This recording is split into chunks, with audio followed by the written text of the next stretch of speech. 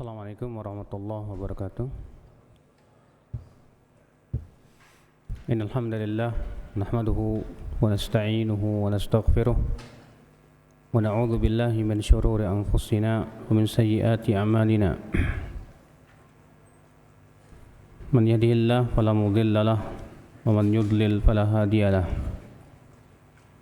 Asyhadu an la ilaha illallah wahdahu la syarika lahu wa asyhadu anna Muhammadan abduhu wa rasuluh.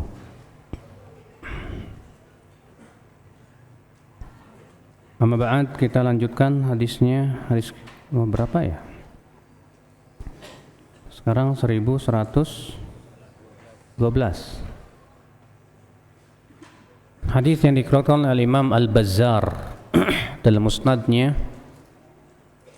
Ia berkata, haddatsana Yusuf bin Musa قال حدثنا عبد الله بن الجهم قال حدثنا عمرو بن أبي قيس dari Az-Zubair bin Adi, dari Abu Wa'il, dari Abdullah bin Mas'ud radhiyallahu anhu قال سئل النبي صلى الله عليه وسلم عن ليلة القدر.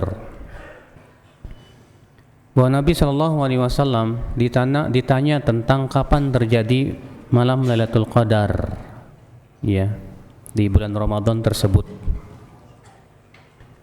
Faqal, maka Nabi sallallahu alaihi wasallam bersabda, kuntu u'limtuha, aku tadinya diberitahu oleh Allah tentang kapan terjadinya Lailatul Qadar.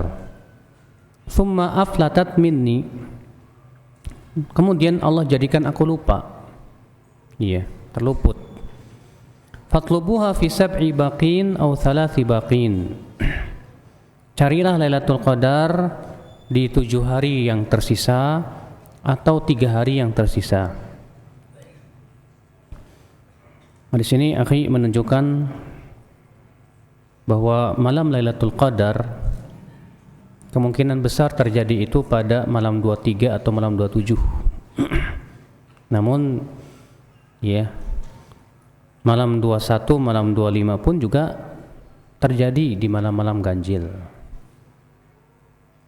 Yang jelas disebutkan dalam hadis bahwa Rasulullah SAW menyuruh kita untuk apa? Iltamisuha fil ashril awakhir yamin Ramadan fil witri minha.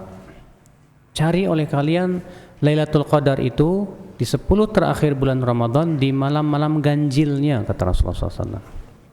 Berarti bisa di malam 21, 23, 25, 27 dan 29. Hadis 1112. 13.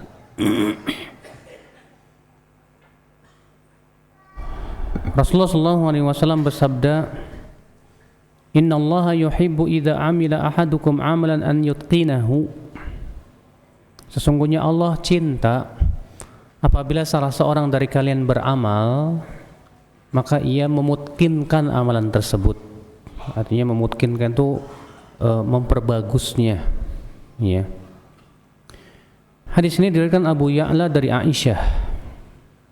Di dalam sanadnya ada Mus'ab bin Thabit. Dia dianggap thiqah oleh Ibnu Hibban, sementara dianggap lemah oleh para ulama lainnya. Oleh karena itu Ibnu Hajar berkata, layyinul hadis. Mus'ab bin Thabit ini layyin hadisnya. Apa itu layyin? Layyin itu lembek hadisnya, ya. Syekh Albani berkata, Al-Hakim juga menganggapnya sahih, ya, suatu hadis mengenai dalam intidharus shalah, dan disetujui oleh Imam Adz-Dzahabi. Namun ini merupakan sikap tasahul, ya, sikap yang terlonggar dari keduanya, kata beliau. Al-Imam As-Suyuti menyebutkan bahwa hadis tersebut juga diriwayatkan Imam Al-Baihaqi dalam Syu'abul Iman. Namun Al-Munawi berkata di dalam sanadnya ada Bishr bin As-Sarri. Ia diperbincangkan dari sisi keyakinannya, gimana ia condong kepada madhab Jahmiyah. Apa sih Jahmiyah itu? Jahmiyah itu ya keyakinan yang dibawa oleh Jahm bin Safwan, yang mengatakan bahwa Allah tidak punya nama, tidak punya sifat. Dia menolak nama, menolak sifat. Itu Jaham bin Safwan namanya, Jahmiyah, ya. Kemudian kata Syekh Albani, "Illam yakun fi sanadil Baihaqi man yunzar fi halihi ghairu Bishr hadza fal isnad indi qawi."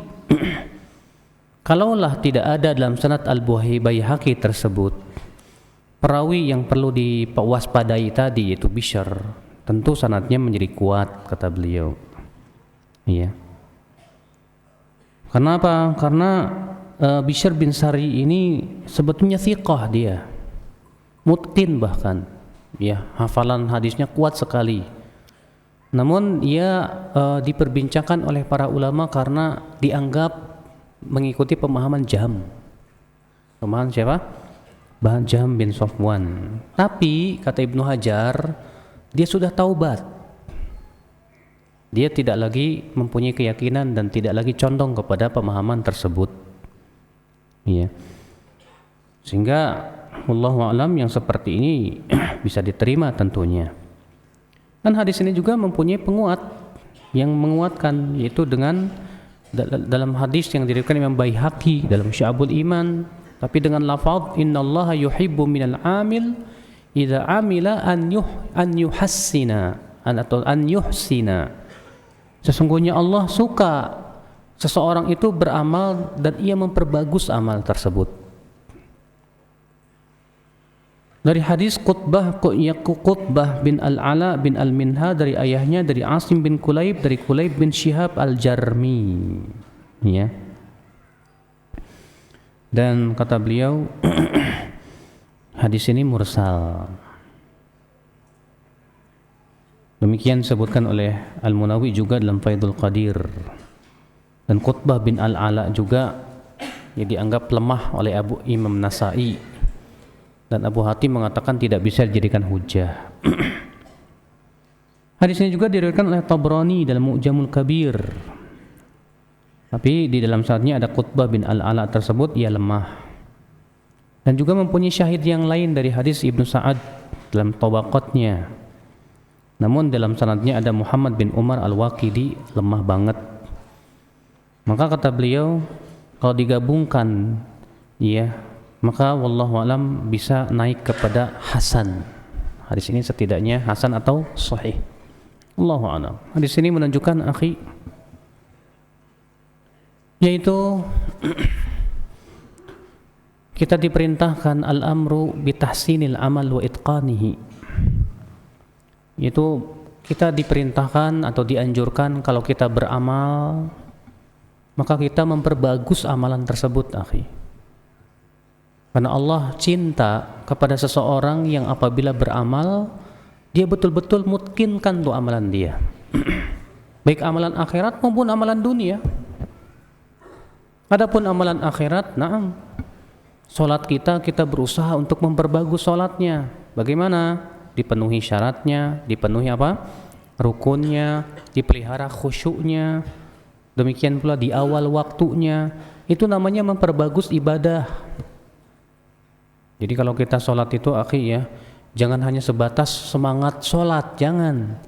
Tapi kita berpikir bagaimana saya bisa mendapatkan yang paling utama dan yang lebih utama. Saya mau sholat 5 waktu. Sholat 5 waktu yang paling utama seperti apa? Oh, berjamaah. Berarti antum harus pergi ke masjid. Sholat berjamaah yang paling utama seperti apa? Kalau laki-laki berarti di saf yang pertama. Usahakan di saf yang pertama. Saf yang pertama yang paling utama apa? Yang kanan. Karena Allah yang bersalawat kepada mereka yang berada di sebelah kanan saf. Nah, ya kita sudah tahu, oh Masya Allah, berarti sholat berjamaah ini yang paling utama begini dan begitu. Lalu kita berusaha untuk memperbaiki cara sholatnya. Merapatkan saf, kemudian menjaga kekhusyuannya, menjaga tumakninahnya, dan berusaha semaksimal mungkin mirip dengan sholatnya Rasulullah SAW. Rasulullah SAW itu disebutkan rukuknya hampir sama panjang dengan berdiri. Ya, i'tidalnya hampir sama dengan apa? Ruku. Sujudnya hampir sama dengan i'tidalnya, begitu. Ya. Ikhwatul Islam, a'azakumullah wa iyyakum. Demikian pula dalam perbuatan dunia. Kalau antum bekerja, maka mungkinkan pekerjaan antum. Artinya perbagus profesional antum dalam bekerja itu. Sebagai seorang pekerja, antum harus betul-betul tepat waktu, jangan korupsi. Iya. Dan antum melakukan pekerjaan dengan sebagus mungkin, sebaik mungkin, hasilnya maksimal. Ya, kenapa? Karena itu yang dicintai oleh Allah Subhanahu wa taala. Ya. Antum sebagai seorang pedagang, antum geluti itu dunia perdagangan antum sehingga antum betul-betul menguasai dan antum cakap dalam hal itu. Dalam segala macam ilmu antum berusaha. Kalau memang ternyata antum membidangi suatu ilmu, antum berusaha untuk cakap di bidang tersebut. Makanya kata Rasulullah, sesungguhnya Allah cinta apabila seorang hamba melakukan sebuah pekerjaan atau mengamalkan suatu amalan, an yutqinahu, dia memutkinkannya, artinya menguasainya, memperbagus, profesional gitu loh. Makanya profesionalis itu ajaran Islam, Pak. Ya, kita ini jangan mengangkat orang yang tidak profesional. Akibatnya amburadul nanti. Ya. Kalau antum ditunjuk sebagai sekretaris, profesional lah sebagai seorang sekretaris. Kalau antum ditunjuk sebagai bendahara, profesional antum dalam bendahara. Karena itu yang diperintahkan oleh Islam, ya akhal Islam, azakumullah wa iyyakum. Hadis 1114.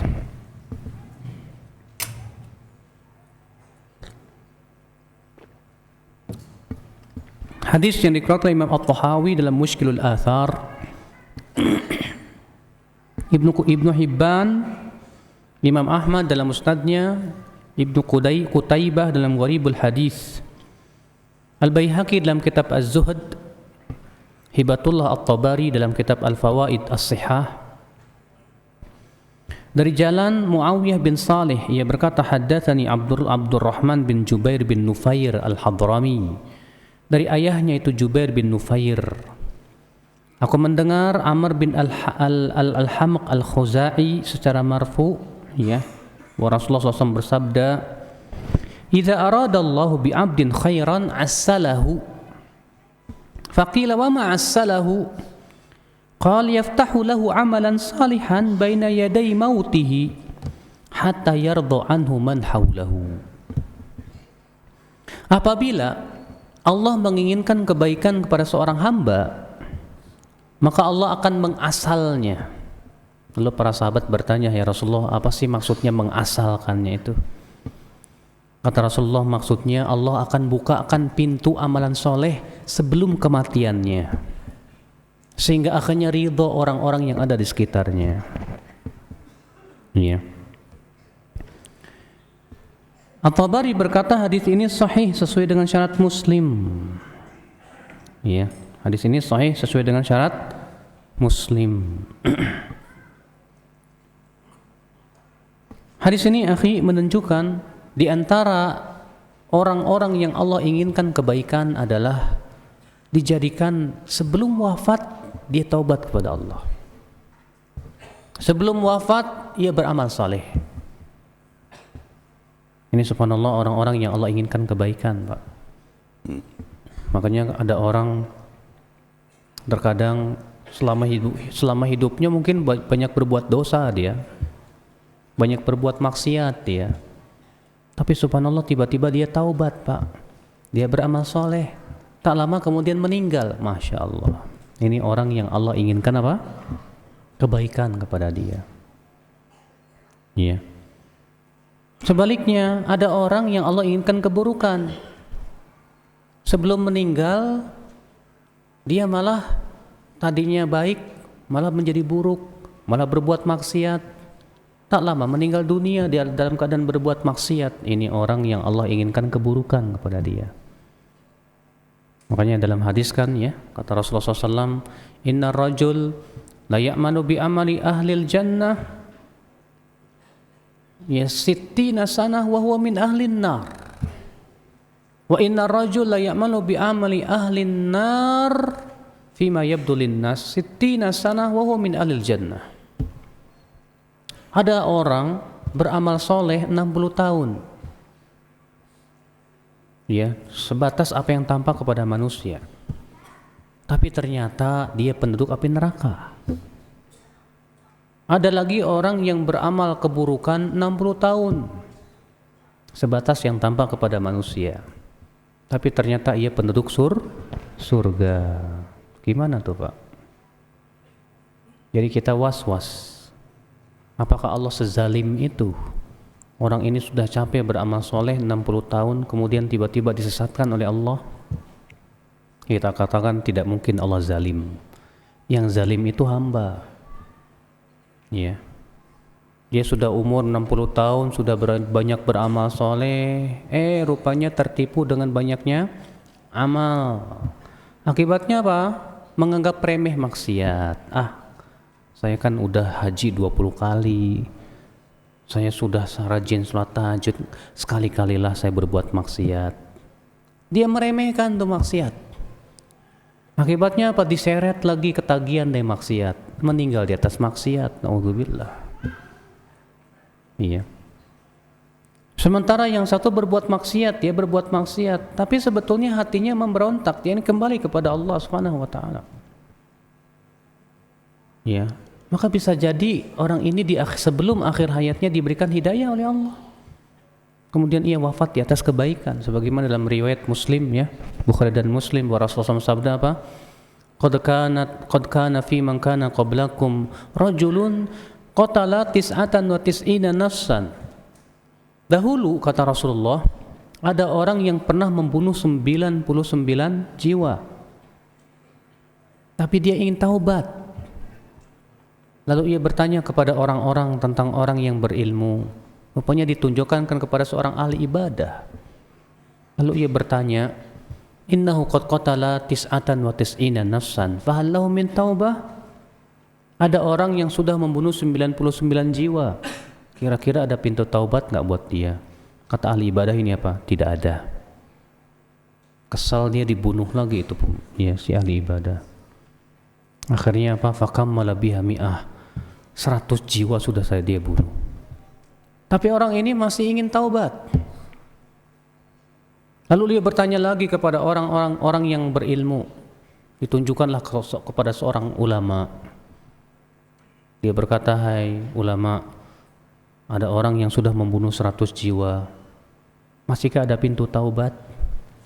Kata ulama ini, faman yahulu bainaka wa bainat taubah. Apa yang menghalangi kamu untuk taubat? Ya, tinggalkan negeri kamu yang buruk itu dan hijrahlah ke negeri yang di sana banyak orang-orang soleh. Rupanya benar, Pak, orang ini memang ingin taubat. Pergilah dia menuju negeri yang disebutkan oleh si rahib tersebut. Tapi ternyata di tengah jalan meninggal dunia. Akhirnya apa? Malaikat azab dan malaikat rahmat bertengkar.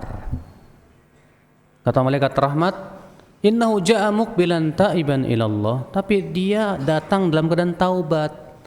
Kata malaikat azab apa? Innahu lam ya'mal khairan qat. Dia belum pernah beramal sedikit pun juga. Lalu kemudian ya Allah memerintahkan malaikat menjelma menjadi manusia dan menyuruh untuk mengukur ke daerah mana yang lebih dekat. Ternyata lebih dekat kepada daerah yang ia tuju. Maka ia pun dibawa oleh malaikat rahmat dan dimaafkan oleh Allah Subhanahu wa taala. Biasanya, Pak, orang yang berbuat maksiat dalam keadaan mengikuti hawa nafsu, terdorong oleh nafsu dan syahwat. Tapi setelah itu dia enggak tenang, pengen hijrah, pengen kembali. Biasanya sih insyaallah, biasanya Allahu a'lam, orang seperti ini mudah taubatnya. Beda dengan orang yang berbuat maksiat lalu dia bangga dengan maksiatnya. Yang seperti ini biasanya paling sulit taubatnya, Pak. Ya. Allahu a'lam. Yang jelas kata Rasulullah bahwa Allah apabila menginginkan kebaikan pada seorang hamba, dijadikan si hamba itu beramal soleh di akhir hayatnya. Iya. Makanya kita yang Alhamdulillah udah ngaji ini jangan terlalu pede mas, dalam artian saya bakalan mati dalam keadaan husnul khotimah insyaallah, karena kita nggak tahu ya. Hadis ini memberikan kepada kita peringatan sebetulnya Pak, supaya pertama jangan sampai tertipu oleh banyaknya amal, akhirnya menyebabkan sombong. Yang kedua, jangan menganggap remeh maksiat sekecil apapun, jangan. Berapa banyak ya orang yang terbiasa dengan melakukan maksiat kecil di saat dia sendirian. Nah, rupanya maksiat ini yang menyeret dia kepada su'ul khatimah, naudzubillah. Sallallahu alaihi wasallam. Iya. Dan hadis ini juga menunjukkan akhi bahwa yang dianggap dalam kehidupan manusia itu di akhir hayatnya. Yang dianggap oleh Allah dalam kehidupan manusia itu di akhir hayatnya. Namun terkadang mungkin ya ada orang yang berbuat maksiat berkata, kalau gitu saya nanti aja beramal solehnya pas udah tua, mau mati. Ya, karena kan yang dianggap itu apa? Akhir hayat. Ya udah nanti saya beramal solehnya nanti aja. Saya senang-senang dulu mumpung masih muda.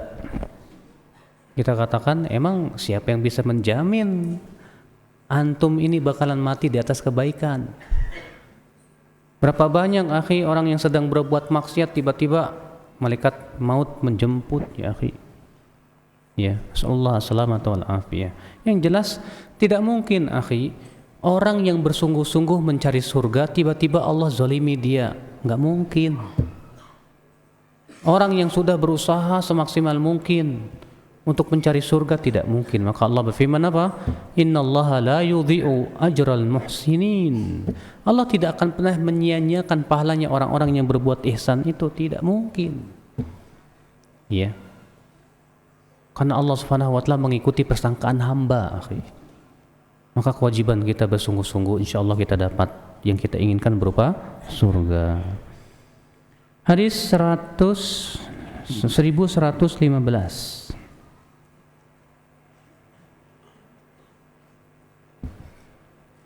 Hadis yang dikutip Imam Al-Bazzar. Ia berkata, haddatsana Muhammad bin Al-Muthanna.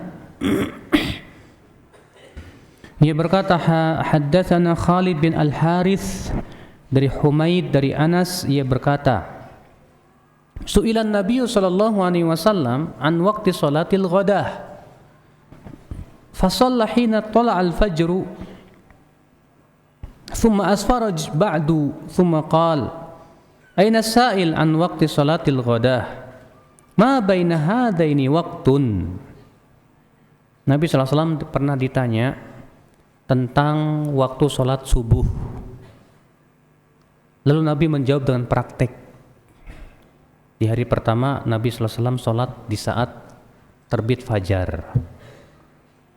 Di hari yang kedua Rasulullah SAW sholat di saat sudah terang hampir matahari terbit. Lalu Rasulullah SAW bertanya, tadi yang kemarin yang bertanya tentang waktu sholat subuh mana? Nah, waktu sholat subuh ini antara dua itu. Iya. Syekh Albani berkata sanad hadis ini sahih sesuai dengan syarat Bukhari dan Muslim. Hadis ini akhi menunjukkan bahwa salat subuh itu dimulai dari semenjak terbit fajar shadiq, diakhiri sampai terbit matahari. Namun terjadi perselisihan para ulama. Salat subuh itu yang paling utama kapan? Apakah di awal waktu atau yang paling utama itu menunggu sampai terang dulu? Abu Hanifah mengatakan yang paling utama menunggu sampai terang dulu baru sholat. Dalilnya mana? Ada dalilnya. Dari Imam Abu Daud, Rasulullah SAW sabda, asfiru bil fajri fa innahu a'zam lil ajri. Berterang-teranglah dengan sholat subuh karena itu lebih besar pahalanya. Kata Abu Hanifah, ini menunjukkan sholat subuh itu yang paling utama ketika sudah mulai terang. Ini pendapat siapa? Abu Hanifah. Sementara jumhur, dan ini pendapat Imam Malik, Imam Syafi'i, dan Imam Ahmad, mengatakan bahwa yang paling utama ketika di awal waktu, yaitu di saat masih gelap dan terbit fajar sudah terbit. Dalilnya hadis Aisyah radhiyallahu anha bahwasanya Rasulullah SAW memulai sholat subuh di waktu ghalas. Ghalas itu gelap. Ya. Lalu kemudian para wanita pun pergi setelah selesai sholat. Tidak ada yang mengenal mereka dari kejauhan. Artinya kalau dari dekat kelihatan, tapi kalau dari kejauhan tidak ada yang mengenal mereka. Sehingga dijadikan oleh jumhur, lihat prakteknya Nabi SAW itu sholat subuh di awal waktu. Lalu bagaimana dengan hadis yang dijadikan hujah oleh Imam Abu Hanifah tadi? Asfiru bil fajri fa innahu a'dham lil ajri. Berterang-teranglah dengan sholat subuh karena itu lebih besar pahalanya. Kata jumhur, tidak bertabrakan. Kenapa? Karena Nabi SAW itu memulai sholat subuh di awal waktu di saat masih gelap dan diakhiri di saat sudah mulai terang. Karena Nabi SAW sholat subuh itu membaca 60-100 ayat. Iya. Nah kalau kita Ustadz bacaannya nggak sampai 100 ayat gimana ya?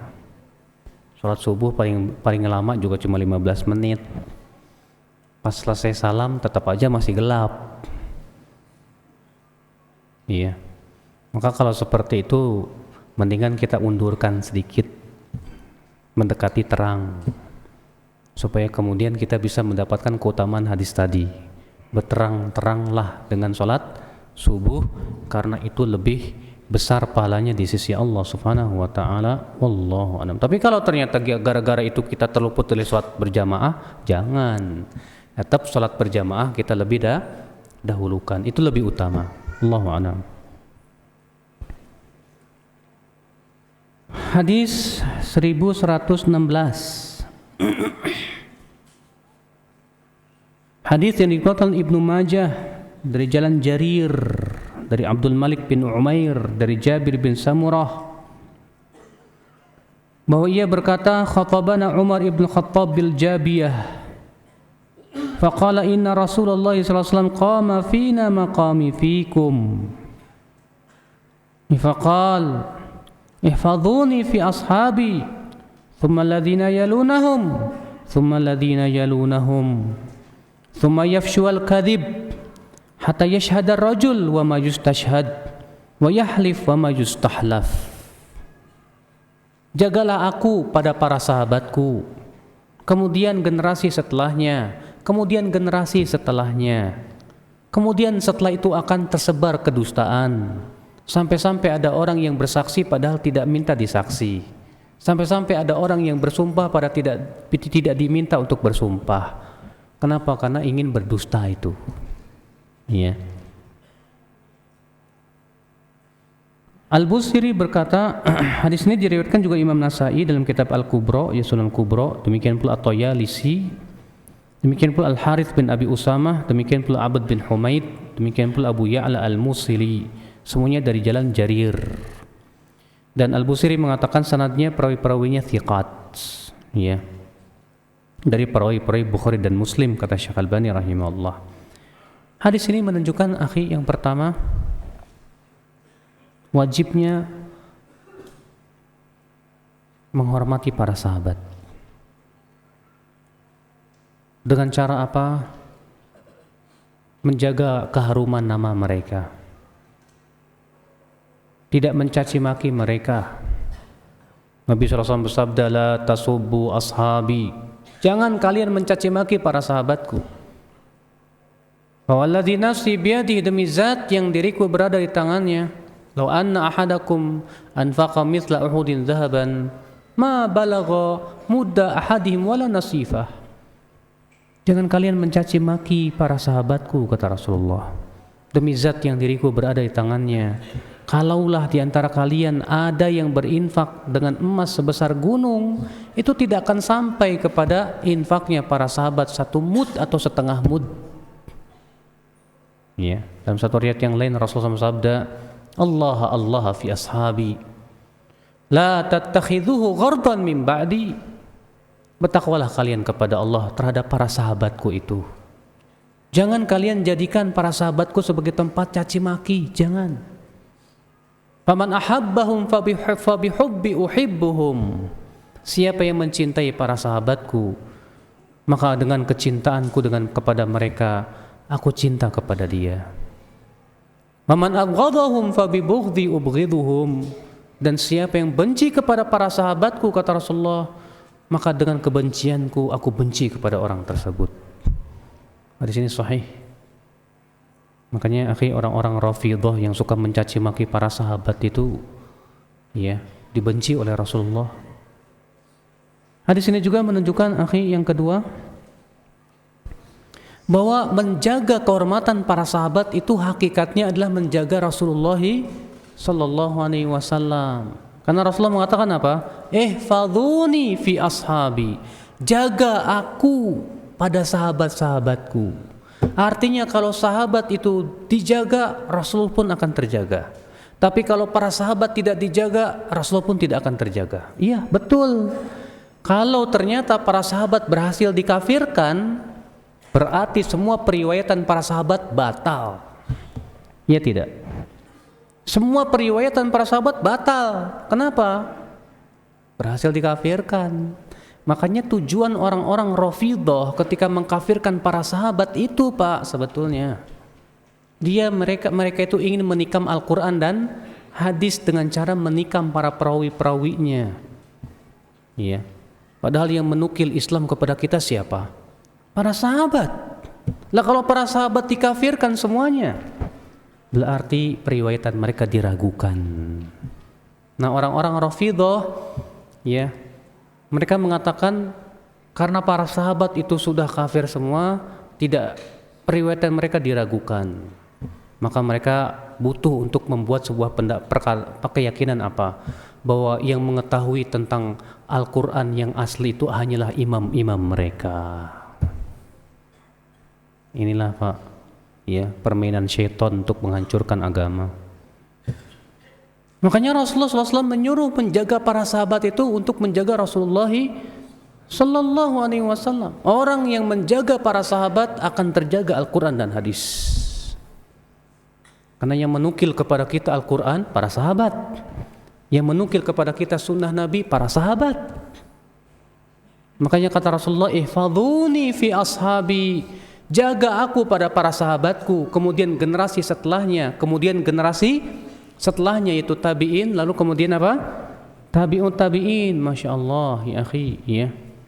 Berarti kalau kita menghormati 3 generasi ini, kita sudah menjaga Rasulullah sallallahu alaihi wasallam, akhi. Dan ini merupakan nas pentingnya kita kembali kepada pemahaman mereka. Berarti kalau kita kembali kepada pemahaman mereka, sahabat, tabi'in, tabi'ut tabi'in, kita akan bisa menjaga Al-Quran dan hadis Nabi sallallahu alaihi wasallam. Karena pemahaman mereka masih bersih. Pemahaman mereka sangat dalam sekali. Makanya Rasulullah mengatakan, ihfadhuni fi ashabi, jaga aku pada sahabat-sahabatku. Berarti menjaga Rasulullah itu dengan menjaga para sahabat, membela para sahabat, ya akhwat Islam. Demikian pula tabi'in, demikian pula siapa? Tabi'ut tabi'in. Kemudian kata Rasulullah akan muncul kedustaan, dan benar. Di zaman tabi'ut tabi'in, ya, mulai bermunculan orang-orang yang berdusta atas nama Rasulullah sallallahu alaihi wasallam. Dan orang-orang yang berdusta atas nama Rasul itu banyak, Pak, jenisnya. Jenis yang pertama, orang-orang zindik, orang-orang yang pura-pura masuk Islam dan tujuannya ingin menghancurkan Islam dari dalam. Caranya bagaimana? Membuat hadis palsu. Kata Zaid bin Dirham, ya, Muhammad bin Dirham, maaf, kata Muhammad bin Dirham, wadu'ati zanadiqat akthar min 70,000 hadis. orang-orang zindik telah berhasil memalsukan 70.000 hadis. Hati-hati. Iya. Orang-orang zindik sudah berhasil membuat 70.000 hadis palsu loh, Pak. Yang kedua siapa? Firqah-firqah yang menyesatkan, yang ingin membela pemikirannya akhirnya membuat hadis palsu. Firqah yang paling doyan berdusta itu siapa? Rafidhah, Syiah. Makanya kata Imam Syafi'i apa? Arwi angkul di ahad. Aku meriwayatkan dari setiap orang kecuali dari Rafidhah. Kenapa? Li'annahum yastahilluna al-kadzib, karena mereka itu menghalalkan dusta. Mereka itu menghalalkan dusta, buat mereka dusta halal, enggak masalah. Walaupun memang di antara orang Syiah juga ada yang jujur, ada perawi hadis dia orang Syiah, tapi jujur. Seperti siapa? Aban bin Taghlib, Syi'iyun ghalin. Dia Syiah yang ekstrim. Ya, lakinnahu saduq, kata Imam Adz-Dzahabi, tapi orangnya sangat jujur dan tak pernah berdusta. Falana riwayatuhu wa alaihi bid'atuhu. Untuk kita riwayatnya, buat dia bid'ahnya.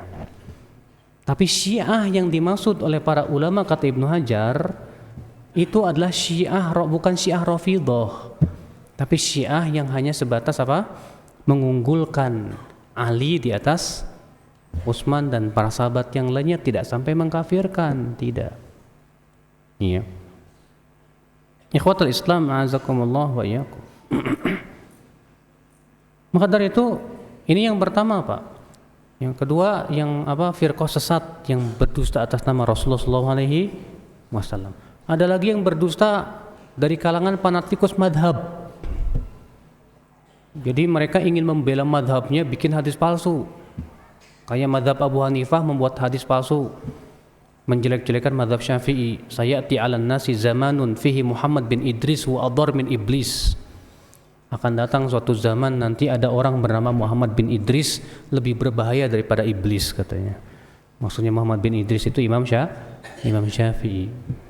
Dan nanti akan datang namanya Nu'man bin Sabit, itu Abu Hanifah, huwa siraju ummati, dia itu pelita umatku. Makanya berdusta untuk membela apa? Siapa lagi yang berdusta? Orang-orang ahlu sunnah yang bodoh. Mereka ingin membela keyakinan ahlu sunnah, tapi dengan cara membuat hadis palsu. Akhirnya tumbuh lagi kedustaan atas nama Rasulullah. Siapa lagi yang berdusta? Orang-orang soleh yang bodoh. Ketika mereka melihat orang-orang sibuk dengan fikih, para ulama fikih madhab berpaling dari Al-Quran, akhirnya apa?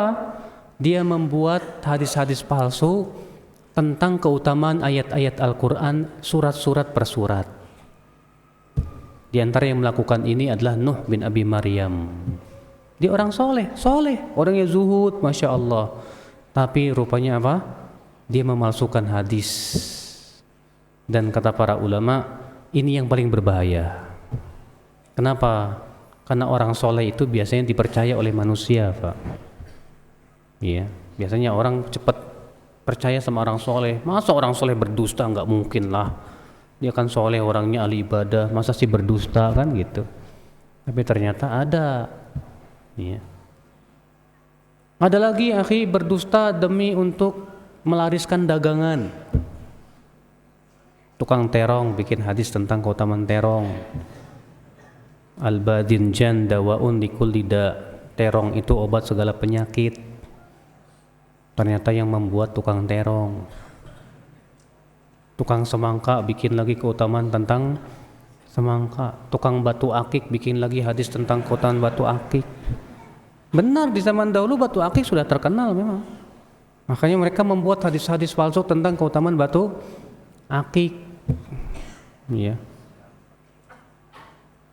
Demikian pula orang-orang yang ahli zuhud membuat hadis-hadis tentang keutamaan sholat dengan memakai sorban. Padahal hadisnya semuanya palsu. Nah ini akhi azakumullah wa iyyakum, ya. Para pedagang, ada lagi tukang cerita yang memang penghasilannya dari hasil cerita.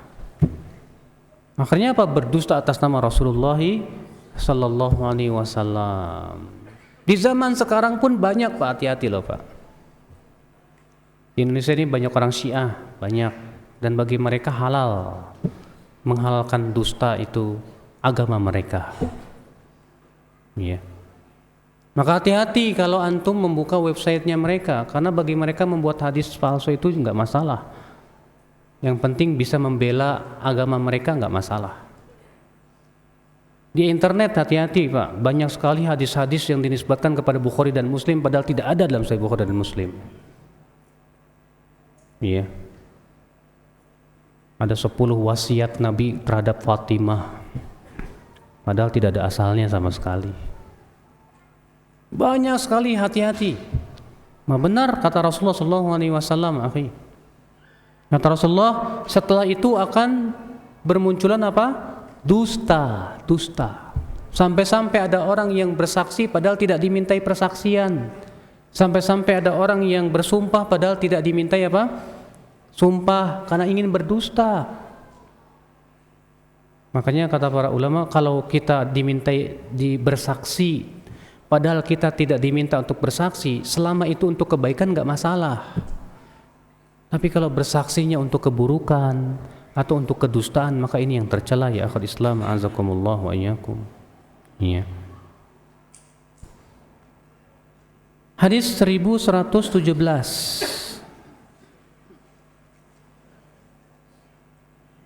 Hadis yang dikeluarkan Imam Ahmad dalam musnadnya dari beberapa jalan dari Syu'bah dari Muhammad bin Ziyad. Ia berkata, aku mendengar Abu Hurairah berkata Rasulullah SAW, ahfihima jami'an awin aw an'ilhuma jami'an fa idza labista fabda bil yumna wa idza khala'ta fabda bil yusra. Lepaskan sendalmu dua-duanya atau pakai sendalmu dua-duanya. Dan kalau kamu memakai sendal, mulailah dengan dengan kaki yang kanan. Dan apabila kamu melepas sendal, maka mulailah dari kaki yang kiri. Iya. Dan dalam riwayat Bukhari dengan lafaz idzan ta'ala ahadukum falyabda bil yumna wa idza khala'a falyabda bil yusra liyan'alhuma jami'an aw liyahfihima jami'an. Apabila salah seorang dari kalian memakai sendal, mulailah dengan yang kanan. Dan apabila mencopot sendal, mulailah dengan yang kiri. Dan hendaklah ia memakai keduanya atau melepaskan kedua-duanya. Artinya jangan pakai sendal sebelah doang, Pak.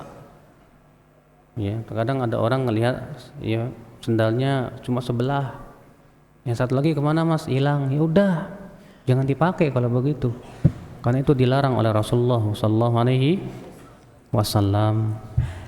Lihat bagaimana adab memakai sendal. Ya. Dan insyaallah kita lanjutkan pada pertemuan yang akan datang.